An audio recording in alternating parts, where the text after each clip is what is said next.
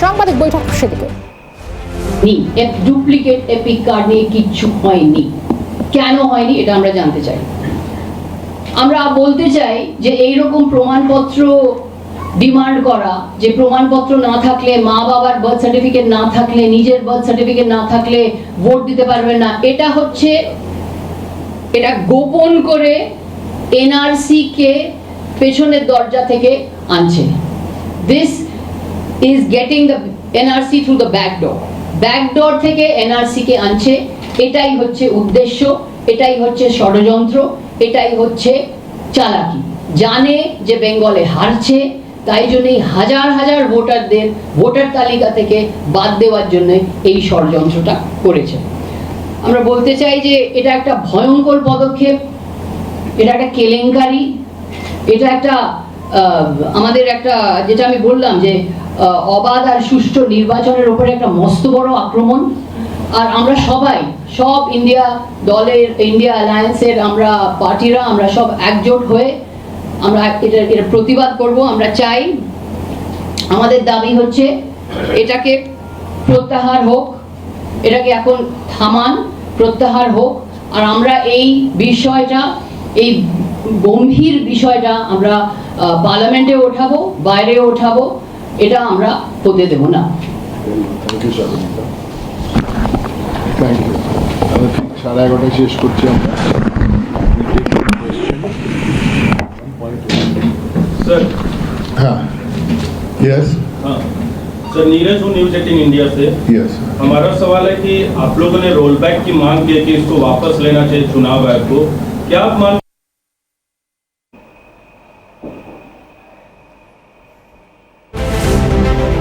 তৃণমূলের সাংবাদিক বৈঠক এবং যেখানে ভোটার কার্ড নিয়ে আরও একবার কেন্দ্রকে নিশানা, বিজেপিকে নিশানা করলেন সাগরিকা ঘোষ। কেলেঙ্কারি কাণ্ড, অবাধ ও সুষ্ঠু নির্বাচনের ওপর আক্রমণ বলে যা অভিযোগ করলেন সাগরিকা ঘোষ। প্রতিবাদ করবে গোটা বিষয় তৃণমূল, এই বিষয়টা সংসদে তুলবে তৃণমূল, এমনটাও বলা হলো তৃণমূলের সাংবাদিক বৈঠকে। তৃণমূলের রাজ্যসভার সাংসদ সাগরিকা ঘোষ, তার আক্রমণ, ভোটার কার্ড নিয়ে আরও একবার সরব তৃণমূল, অবাধ ও সুষ্ঠু নির্বাচনের ওপর, গণতন্ত্রের ওপর আক্রমণ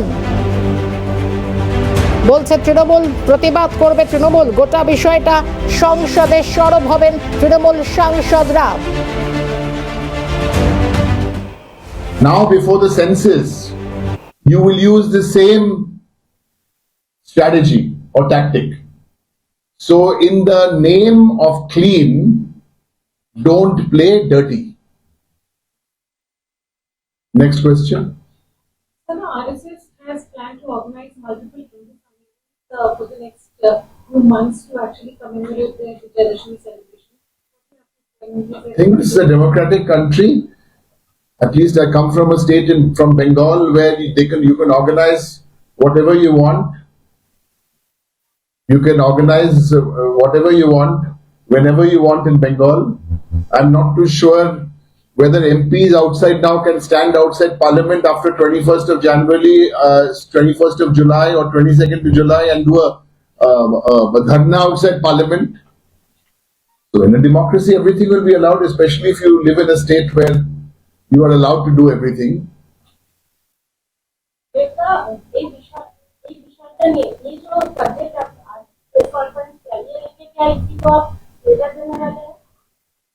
Good question. What is the next step from here? So after this has been raised, এটা আমরা রেজ করেছি, মমতা বন্দ্যোপাধ্যায় কয়েকদিন আগে রেজ করেছে, it has been raised. Obviously, we are political parties belonging to the India bloc without disclosing what is discussed, but yes, we are all on the same page on this. And we are not going to wait for Parliament to start whenever Parliament starts. There is enough time between now and the 15th of July. We will have the coordination in Parliament, but there's enough time between now and 15th of July because this cannot wait. That is why we are doing a press conference today. And we really appreciate that there are 36 people from the media, friends from the media here who are here on a Saturday morning. We could have done this on a Monday morning, but we thought this is important enough to do. and our colleagues in the India parties. I don't want to mention one in case one is there for all, but I'll tell you. So there is the Congress, Samajwadi Party, RJD. If I mention then I leave somebody out, then I feel bad. UBT, all the parties. Shiv Sena. Yes, one at a time. This is a press conference of All India Trinamool Congress. Where, can you believe it? You have an opportunity to ask a question, and then we try and answer. We don't know all the answers, but we try and answer. And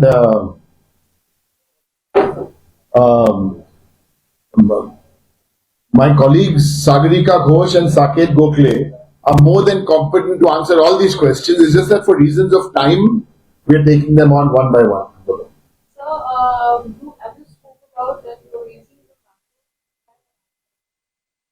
how you are coordinating other and what are the necessary awareness skills?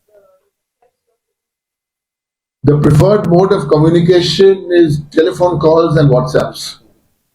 Okay, but on a serious note, back to this. The CAA before Bengal 2021 elections, for all of you who have been reporting the 2021 elections, that CAA was brought up before 2021. And all the big talk was done, and the result you saw was BJP lost very badly. So before Bengal 2026, after seeing that survey, and see, political parties can do surveys. There's nothing illegal about that. Only thing is, when you're doing the surveys, don't get caught, because then you get into trouble. But political parties can do surveys, nothing wrong. But there are political parties, we also do surveys.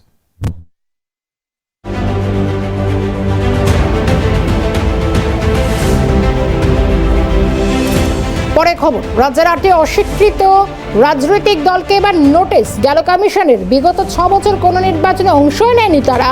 253টি নিবন্ধিত অস্বীকৃত রাজনৈতিক দলগুলি যেখানে নিষ্ক্রিয় করলো জাতীয় নির্বাচন commission বলে আপাতভাবে জানা যাচ্ছে। 253টি নিবন্ধিত অস্বীকৃত, এবং সেখানে তাই নয়, 6টি নিষ্ক্রিয় করলো জাতীয় নির্বাচন কমিশন। 8টি অস্বীকৃত রাজনৈতিক দলকে নোটিশ গেল কমিশনের। বিস্তারিত জানবো খালেদের থেকে। খালেদ, জাতীয় নির্বাচন কমিশন ইতিমধ্যে কিন্তু 253টি রাজনৈতিক দলকে কিন্তু নিষ্ক্রিয় করেছে। এই রাজনৈতিক দলগুলি হলো নিবন্ধিত অস্বীকৃত রাজনীতি দল, অর্থাৎ আনরিকগনাইজড পার্টি। তারা কিন্তু দীর্ঘদিন ধরে তাদের রেজিস্ট্রেশন করা আছে নির্বাচন কমিশন দ্বারা, নথিভুক্ত রয়েছেন, কিন্তু তারা নির্বাচনের অংশগ্রহণ করছেন না। এই ধরনের রাজ্যে প্রায় 8টি রাজনৈতিক দল রয়েছে, অস্বীকৃত রাজনৈতিক দল, যারা কিন্তু কোনোভাবে বিগত 6 বছর ধরে কোনো নির্বাচনে অংশগ্রহণ করেননি। সেক্ষেত্রে তাদেরকে ইতিমধ্যে নোটিশ পাঠানোর নির্দেশ দিয়েছে জাতীয় নির্বাচন কমিশন। মুখ্য নির্বাচনী আধিকারিককে তিনি নির্দেশ দিয়েছেন যে এই ধরনের যে রাজনৈতিক দলগুলো রয়েছে তাদের অস্তিত্ব আদৌ আছে কিনা, আদৌ তারা রাজনৈতিকভাবে সক্রিয় রয়েছেন কিনা, এই সমস্ত বিষয় জেনে নিয়ে তারপরে তাদেরকে পরামর্শ দিতে যে আদৌ তাদেরকে নিষ্ক্রিয় করা হবে কি হবে না, সেই রিপোর্টটা দিতে। এবং সেই রিপোর্টের ভিত্তিতে কিন্তু জাতীয় নির্বাচন কমিশন এই ধরনের রাজনৈতিক দল যারা কোনো নির্বাচনী বিষয়ে অংশগ্রহণ করছে না তাদেরকে নিষ্ক্রিয় করবে বলে জানানো হয়েছে এই চিঠিতে। ধন্যবাদ খালেদ।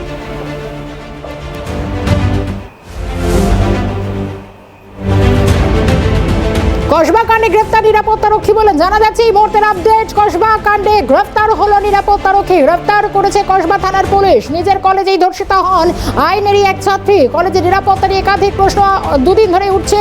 নিজের কলেজে ধর্ষিতা হতে হয়েছে এই ছাত্রীকে। শুধু তাই না, সেই সময় একাধিক প্রশ্ন যে নিরাপত্তারক্ষীরা ছিল কিনা এবং থাকলো তাদের ভূমিকা প্রশ্নের মুখে ছিল। গ্রেফতার নিরাপত্তারক্ষী অভিরূপা রয়েছেন আমাদের সঙ্গে। অভিরূপা, অবশেষে গ্রেফতার করা হচ্ছে নিরাপত্তারক্ষীকে, কি জানা যাচ্ছে? পিনাকি ব্যানার্জি নামে নিরাপত্তা রক্ষী, তাকে গ্রেফতার করেছেন তদন্তকারী আধিকারিকেরা। ঘটনার দিন তিনি দায়িত্বে ছিলেন এবং যেটা ওই নির্যাতিতা তরুণী তিনি যে অভিযোগটা করছেন যে সেই সময় একেবারে গার্ড রুমের ভিতরে তার ওপরে অকথ্য অত্যাচার চলে এবং নিরাপত্তা রক্ষী একজনকে নাকি মেরে বের করে দেওয়া হয়। তিনি বাইরে বসেছিলেন, কিন্তু তার সত্ত্বেও কোনো রকম ব্যবস্থা গ্রহণ করেননি। ফলে সেক্ষেত্রে দাঁড়িয়ে যেটা বলা হচ্ছে যে নিরাপত্তা রক্ষী তিনি সবটা জেনেও কেন চুপ করেছিলেন, কেন যথোপযুক্ত ব্যবস্থা তিনি নিলেন না, এই বিষয়গুলো ইতিমধ্যেই প্রশ্ন উঠতে শুরু করেছে। ফলে এই পিনাকি ব্যানার্জি, যার নাম ইতিমধ্যেই সামনে এসেছে, অভিযুক্তকে আজ সকালবেলা ডেকে পাঠানো হয় জিজ্ঞাসাবাদের জন্য এবং তারপরেই গোটা তদন্ত প্রক্রিয়া যেভাবে এগিয়ে নিয়ে যাওয়া হচ্ছিল এবং গোটা বিষয়টার ওপর তথ্য নির্ভর করে তদন্তকারী আধিকারিকরা মনে করছেন যে তার একেবারে পরোক্ষভাবে তিনি কোথাও না কোথাও যুক্ত রয়েছেন। ফলে অভিযুক্তকে হেফাজতে নেওয়ার প্রয়োজন। তিনি প্রশ্রয় দিয়েছেন গোটা ঘটনার ক্ষেত্রে এবং তারপরে কাউকে গোটা বিষয়টা তিনি জানাননি, কলেজ কর্তৃপক্ষকেও জানাননি। তার নেগলিজেন্সি প্রথম দিন থেকে ছিল, প্রথম সময় থেকে ছিল। ফলে অভিযুক্তকে গ্রেফতার করেছেন কসবা থানার পুলিশ আধিকারিকেরা। আদালতে পেশ করে নিজেদের হেফাজতে নিয়ে তারা তদন্ত প্রক্রিয়া চালিয়ে নিয়ে যাচ্ছে বলে খবর পাওয়া যাচ্ছে। একদমই তাই। এবং নিরাপত্তারক্ষী থেকে কি কি বিষয় জানতে পারে পুলিশ, সেটা এখন অবশ্যই আপডেট নেব। অভিরূপাকে ধন্যবাদ। কসবা কাণ্ডে গ্রেফতার হলো নিরাপত্তারক্ষী বলে জানা যাচ্ছে, কারণ কসবা কাণ্ডে আদতে কি ভূমিকা ছিল নিরাপত্তারক্ষীর, তারা সেই সময় ঘটনার সময় কোথায় ছিলেন, তাদের ভূমিকা নিয়েও প্রশ্ন উঠতে শুরু করেছিল। গ্রেফতার করা হয়েছে নিরাপত্তারক্ষীকে।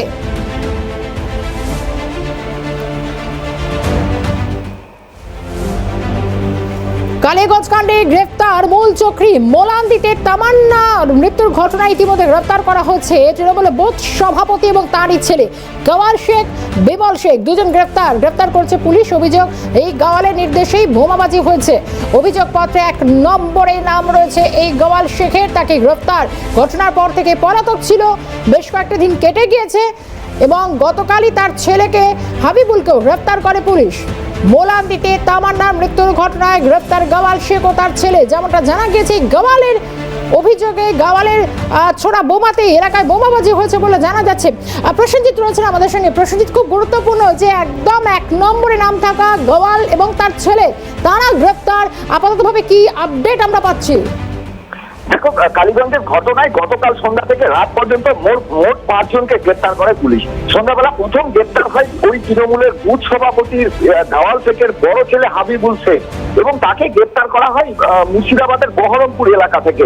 এরপরে কিন্তু তাকে জিজ্ঞাসাবাদ করার পর এই গাওয়াল শেখ, মানে তৃণমূলের যিনি বুথ সভাপতি রয়েছে, যার বিরুদ্ধে কিন্তু মূল অভিযোগ বলে মনে করছেন বা তাকে মূল অভিযুক্ত বলে মনে করছেন তামান্নার মা, সেই সভাপতিকে গ্রেপ্তার করা হয় কাটিয়া থেকে এবং সঙ্গে তার আরেক ছেলে বিমল শেখকেও গ্রেপ্তার করা হয়। ধৃতদের এই 4 জনকে আজ কৃষ্ণনগর আদালতে পাঠানো হয়েছে এবং পুলিশ সূত্রে যে খবর, যে তদন্তের স্বার্থে তাদেরকে 7 দিনের পুলিশি হেফাজতের আবেদন জানানো হয়েছে।